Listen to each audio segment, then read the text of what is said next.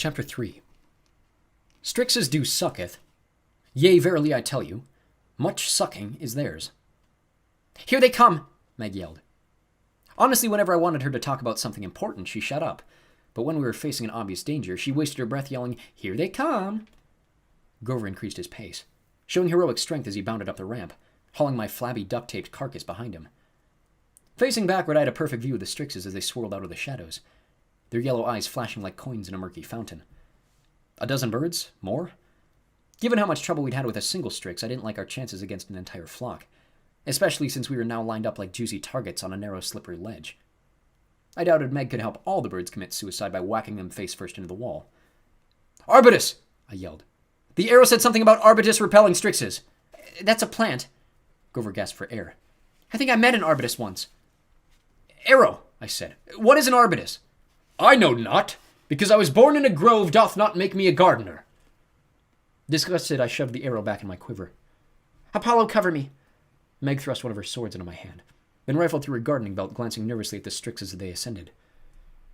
How Meg expected me to cover her, I wasn't sure. I was garbage at swordplay, even when I wasn't duct taped to a satyr's back and facing targets that would curse anyone who killed them. Grover, Meg yelled. Can we figure out what type of plant an Arbutus is? She ripped open a random packet and tossed seeds into the void. They burst like heated popcorn kernels and formed grenade-sized yams with leafy green stems. They fell among the flock of Strixes, hitting a few and causing startled squawking, but the birds kept coming. Those are tubers, Grover wheezed. I think an Arbutus is a fruit plant. Meg ripped open a second seed packet. She showered the Strixes with an explosion of bushes dotted with green fruits. The birds simply veered around them. Grapes? Grover asked. Gooseberries, said Meg. Are you sure? Grover asked. The shape of the leaf... Grover! I snapped. Let's restrict ourselves to military botany. What's a duck? Now, gentle reader, you be the judge. Was I asking the question, what's a duck? Of course I wasn't. Despite Meg's later complaints, I was trying to warn her that the nearest Strix was charging straight at her face. She didn't understand my warning, which was not my fault. I swung my borrowed scimitar, attempting to protect my young friend. Only my terrible aim and Meg's quick reflexes preventing me from decapitating her. Stop that! She yelled, swatting the Strix aside with her other blade. You said cover me! I protested. I didn't mean... She cried out in pain, stumbling as a bloody cut opened along her right thigh. Then we were engulfed in an angry storm of talons, beaks, and black wings. Meg swung her scimitar wildly. A Strix launched itself at my face, its claws about to rip my eyes out, when Grover did the unexpected. He screamed. Why is that surprising, you may be asking? When you've swarmed by entrail-devouring words, it's a perfect time to scream. True. But the sound that came from the satyr's mouth was no ordinary cry. It reverberated through the chamber like the shockwave of a bomb, scattering the birds and shaking the stones, and filling me with a cold, unreasoning fear. Had I not been duct taped to the satyr's back, I would have fled. I would have jumped off the ledge just to get away from that sound. As it was, I dropped Meg's sword and clamped my hands over my ears. Meg, lying prone on the ramp, bleeding and no doubt already partially paralyzed by the Strix's poison, curled into a ball and buried her head in her arms.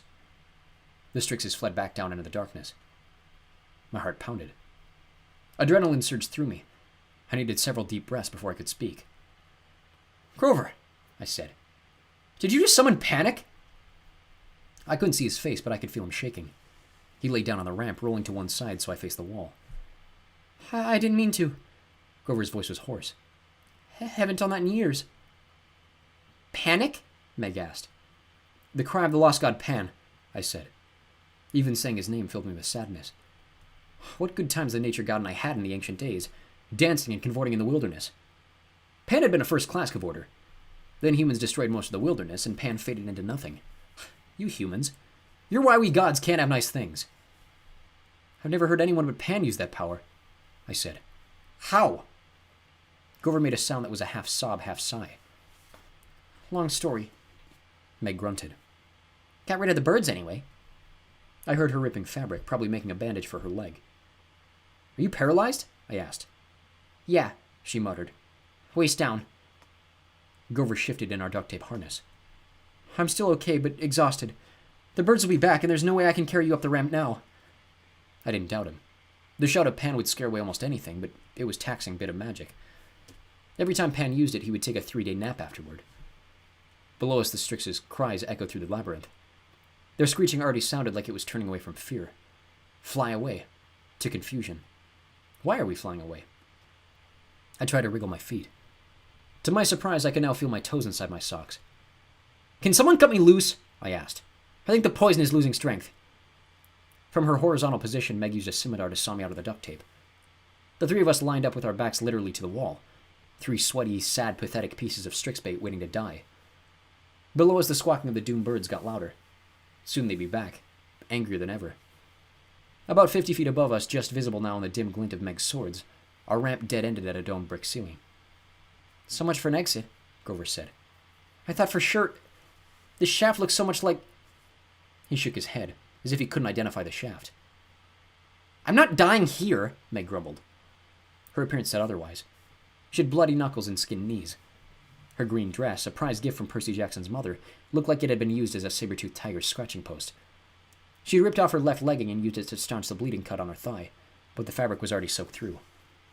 Nevertheless, her eyes shone defiantly. The rhinestones still glittered on the tips of her cat-eye glasses. I'd learned never to count out Meg McCaffrey while the rhinestones still glittered. She rummaged through her seed packages, squinting at the labels. "Roses? Daffodils, squash, carrots?" "No." Grover bumped his fist against his forehead. "Arbutus is like a flowering tree. I should know this." I sympathized with his memory problems. I should know many things. The weaknesses of Strixes, the nearest secret exit from the labyrinth, Zeus's private number so I could call him and plead for my life. But my mind was blank. My legs had begun to tremble, perhaps a sign that I would soon be able to walk again. But this didn't cheer me up. I had nowhere to go except to choose whether I wanted to die at the top of this chamber or the bottom. Meg kept shuffling seed packets. Rutabaga, wisteria, percantha, strawberries. Strawberries! Grover yelped so loudly I thought he was tying for another blast of panic. "That's it! The arbutus is a strawberry tree!" Meg frowned. "Strawberries don't grow on trees. They're the genus Fragaria, part of the rose family." Yeah, I know." Grover rolled his hands like he couldn't get the words out fast enough. "And arbutus is in the heath family, but what are you two talking about?" I demanded. I wondered if they were sharing the Arrow of Dodona's Wi-Fi connection to look up information on botany.com. "We're about to die and you're arguing about plant genera." "Fragaria might be close enough," Grover insisted. "Arbutus fruit looks like strawberries. That's why it's called a strawberry tree. I met an arbutus dryad once. We got in this big argument about it. Besides, I specialize in strawberry growing. All the satyrs from Camp Half-Blood do." Meg stared doubtfully at her packet of strawberry seeds. "I don't know." Below us, a dozen Strixes burst forth from the mouth of the tunnel, shrieking in a chorus of pre-disembowelment fury. "Try the Fraggle Rock!" I yelled. "Fragaria," Meg corrected. "Whatever!" Rather than throwing her strawberry seeds into the void, Meg ripped open the packet and shook them out along the edge of the ramp with a maddening slowness. "Hurry!" I fumbled for my bow. "We've got maybe 30 seconds. "Hold on." Meg tapped out the last of the seeds. 15 seconds! Wait! Meg tossed aside the packet. She placed her hands over the seeds like she was about to play the keyboard, which, by the way, she can't do well despite my efforts to teach her. "Okay," she said. "Go." Grover raised his pipes and began a frantic version of Strawberry Fields Forever in triple time. I forgot about my bow and grabbed my ukulele, joining him in the song. I didn't know if it would help, but if I was going to get ripped apart, at least I wanted to go out playing the Beatles. Just as the wave of Strixes was about to hit, the seeds exploded like a battery of fireworks. Green streamers arced across the void, anchoring against the far wall and forming a row of vines that reminded me of the strings of a giant lute.